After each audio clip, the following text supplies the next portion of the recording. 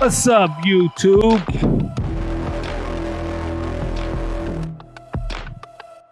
So I got up this morning. I'm ready to roll. I get going. I get about a mile from my house, and I realize, wait a minute. I didn't pack my backrest. And then I'm thinking, wait a minute. Maybe I should have put some water in my saddlebags. Maybe I'm not dressed the right way. It's a little hot today, but I don't like to go backwards. So I just kept rolling.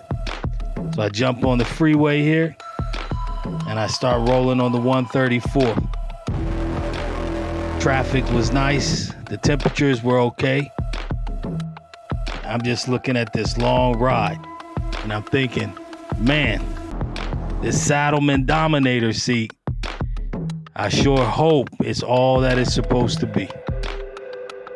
Yeah, I just got this Saddleman Dominator seat, which is a low profile seat with extended reach. It has a channel down the middle for your perineum, and it's got gel inserts on the sides. So your booty cheeks get a comfortable ride. So I'm testing this out. This is my longest run on this seat. I just been rolling it around the neighborhood, up and down the highways in LA and SoCal. But this is the first time I put it to the test and actually put some miles on it. So you'll see by the end of this run, I've put down about 1,500 miles on this seat. And so I'm going to do a review of the seat later when I get back. As you can see here, man, I'm rolling up the 15 freeway.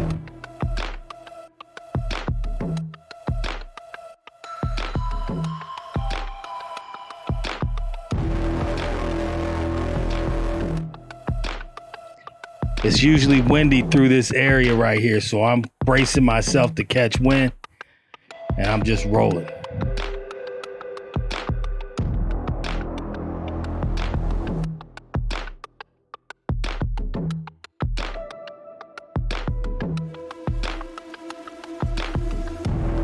I'm confused as to why people who drive slow get in the fast lane. In Cali, we call it the fast lane. Everywhere else in the world, we call it the passing lane.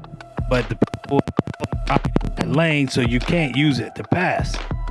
And then they go slower than the traffic around them. It's almost as if there's some kind of psychological defect, especially in those who get in the carpool lane, which is even worse. They'll get in the carpool lane and do 65 when the traffic outside the carpool lane is doing 75, 80.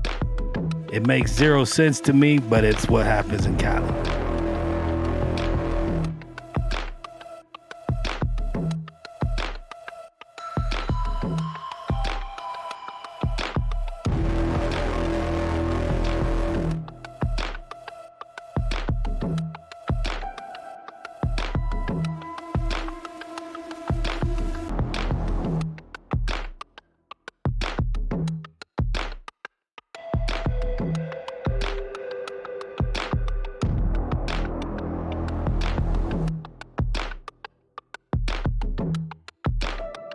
I'm the kind of guy who likes to go for long rides, and I like to space out my stops. I'm a destination rider. Some people like to get on their bike and stop everywhere. They want to stop at every sign, take a picture, sit down meals. They want to, drive off the side of the highway onto some back road and take a little tour through the twisties of some small town or hilly canyon. That's not me. If you roll with me, it's about point A to point B. The only stops we need to be making are to get some gas. Unless you got to take a little bit of a restroom break, and we all have to do that from time to time. But I like to stay going. I like to keep it moving. So I push.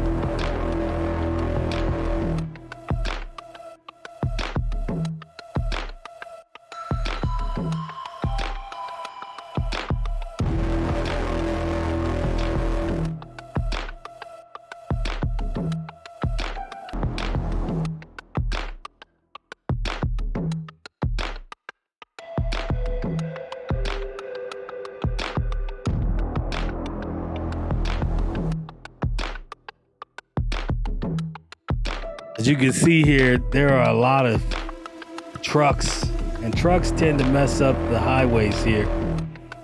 I don't know why it is, but California has refused to improve the highway system going from LA, or not just LA, but Southern California to Vegas. It's a 2-lane road pretty much the entire way.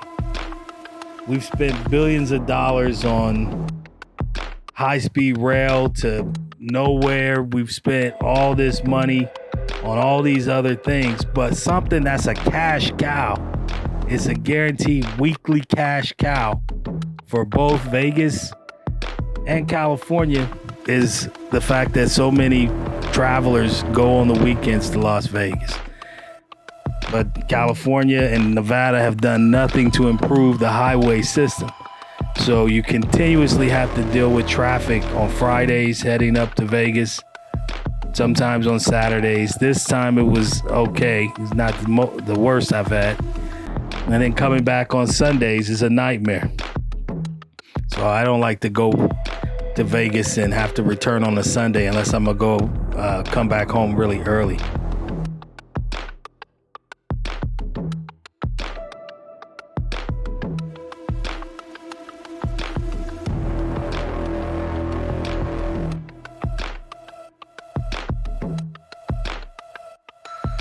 There's usually so much traffic on the 15 heading to Vegas on a Friday night that if you're flying over, you can see the headlights and the taillights of the cars heading north to Sin City, to the promised land, to the casinos where they hope to, secure a fortune.